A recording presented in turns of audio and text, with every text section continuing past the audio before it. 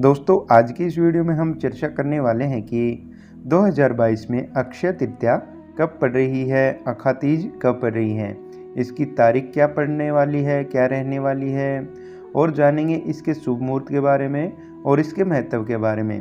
तो बने रहे मेरे साथ अंत तक। दोस्तों, हिंदू धर्म में अक्षय तृतीया को बेहद शुभ दिन माना गया है। ये पर्व वैशाख माह के शुक्ल पक्ष की तृतीया तिथि के दिन मनाया जाता है। इस दिन शुभ और मांगलिक कार्य किए जा सकते हैं, कोई भी शुभ कार्य, और इसे अखा तीज के नाम से भी जाना जाता है। इस बार अक्षय तृतीया 3 मई 2022 को पड़ रही है। यह पर्व हिंदू धर्म में विश्वास रखने वालों के लिए बेहद ही शुभ और महत्वपूर्ण दिन होता है। इसे अबूझ मुहूर्त भी कहते हैं, मतलब कोई भी अबूझ सावा के नाम से इसे जाना जाता है। इस दिन कोई भी शुभ कार्य जैसे कि विवाह, शादी से संबंधित कोई भी प्रॉपर्टी लेना हो या फिर कोई भी नया गृह प्रवेश करना हो, आप किसी भी बिना पंडित के उनको बिना पूछे हुए आप इस दिन वह कार्य कर सकते हैं।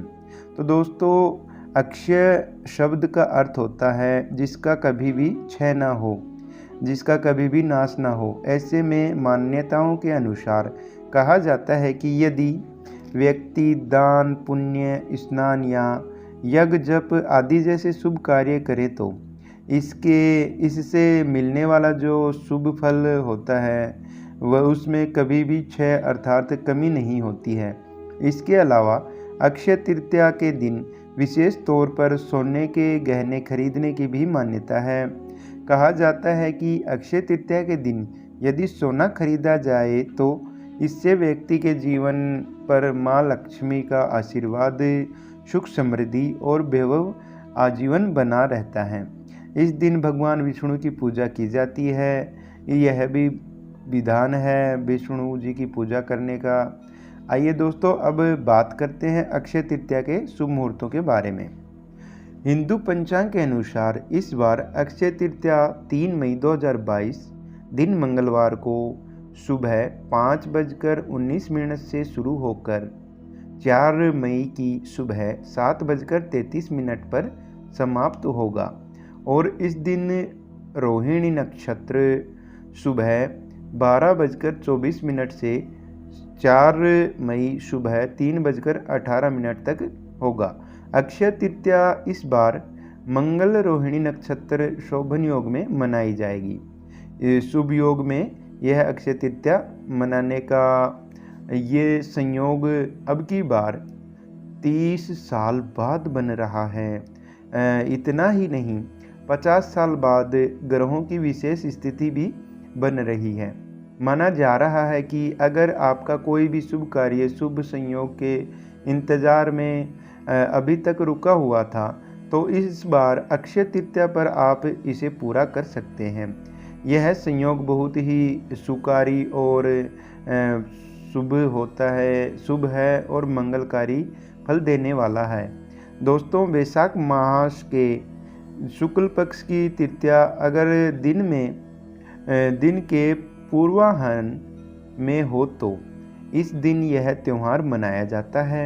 यदि तृतीया तिथि लगातार 2 दिन पूर्वाह्न में रहे तो अगले दिन यह पर्व मनाया जाता है। हालांकि कुछ लोगों का ऐसा भी माना जाता है कि ये मानना है कि यह पर्व अगले दिन तभी मनाया जाएगा जब यह तिथि सूर्योदय से 3 मुहूर्त तक या इसके अधिक समय तक रहे और तृतीया तिथि में यदि सोमवार या बुधवार के साथ रोहिणी नक्षत्र भी पड़ जाए तो बहुत ही श्रेष्ठ शुभ माना जाता है।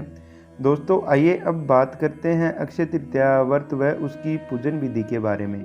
दोस्तों, इस दिन सुबह जल्दी उठ कर के स्नान आदि से शुद्ध होकर के पीले वस्त्र धारण करें और इसके बाद अपने घर के मंदिर में विष्णु जी को गंगा जल से शुद्ध करके उन्हें तुलसी, पीले फूलों की माला या पीले पुष्प अर्पित करें और फिर धूप, अगरबत्ती और जोत जलाकर पीले आसन पर आप बैठकर विष्णु जी से संबंधित पाठ पढ़ें, जैसे विष्णु सहस्त्रनाम और जो विष्णु चालीसा आदि जैसे अंत में विष्णु जी की आरती करें भाव के साथ, चाव के साथ। और साथ ही इस दिन विष्णु जी के नाम के जो गरीबों को भोजन कराना चाहिए या दान में देना अत्यंत ही फलदायी होता है। आप इस दिन दान दक्षिणा करें। और दोस्तों, इस दिन अगर पूर्ण व्रत रखना संभव न हो तो पीला मीठा हलवा या केला पीले मीठे चावल बनाकर खा सकते हैं। पौराणिक कथाओं के अनुसार इस दिन नर नारायण परशुराम व हयग्रीव अवतार हुए थे। उन्होंने अवतार लिया था, इसलिए मान्यताओं के अनुसार कुछ लोग नर नारायण और परशुराम व हयग्रीव जी के लिए जौ या गेहूं का सत्तू, कोमल ककड़ी व भीगी हुए चने की दाल को भोग के रूप में अर्पित करते हैं। दोस्तों, अब बात करते हैं अक्षय तृतीया के महत्व के बारे में। दोस्तों, अक्षय तृतीया का दिन साल के उन 3.5 मुहूर्तों में से एक है जो सबसे शुभ माना जाता है। इस दिन अधिकांश शुभ कार्य किए जा सकते हैं, जैसे विवाह, भूमि पूजन, गृह प्रवेश, वाहन खरीदना, कोई भी प्रॉपर्टी खरीदना, कोई भी मंगल कार्य आप इस दिन कर सकते हैं। इस दिन स्नान दान का भी महत्व है। इस दिन गंगा स्नान करने का भी बड़ा ही महात्म्य बताया गया है। दोस्तों, जो मनुष्य इस दिन गंगा स्नान करता है वह निश्चित ही सारे पापों से, अपने सारे पापों से मुक्त हो जाता है। इस दिन पितृ श्राद्ध करने का भी विधान है। जो गेहूँ, चने, सत्तू, दही, चावल, दूध से बने पदार्थ आदि सामग्री का दान अपने पितरों के नाम से करके किसी ब्राह्मण को या किसी गरीब को भोजन कराना चाहिए। और इस दिन किसी तीर्थ स्थान पर अपने पितरों के नाम से श्राद्ध व तर्पण करना बहुत ही शुभ होता है।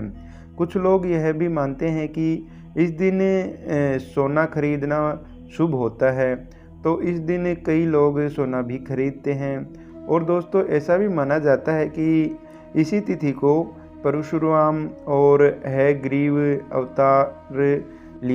उन्होंने अवतार लिया था। और इसी दिन, इसी तिथि को त्रेता युग का आरंभ भी माना जाता है कि इसी तिथि को त्रेता युग का प्रारंभ हुआ था।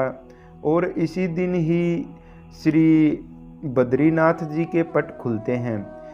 इन सभी कारणों से यह त्यौहार बड़ा ही पवित्र और महान फल देने वाला बताया गया है। दोस्तों, आशा करता हूँ यह छोटी सी जानकारी आपको अच्छी लगी होगी। धन्यवाद।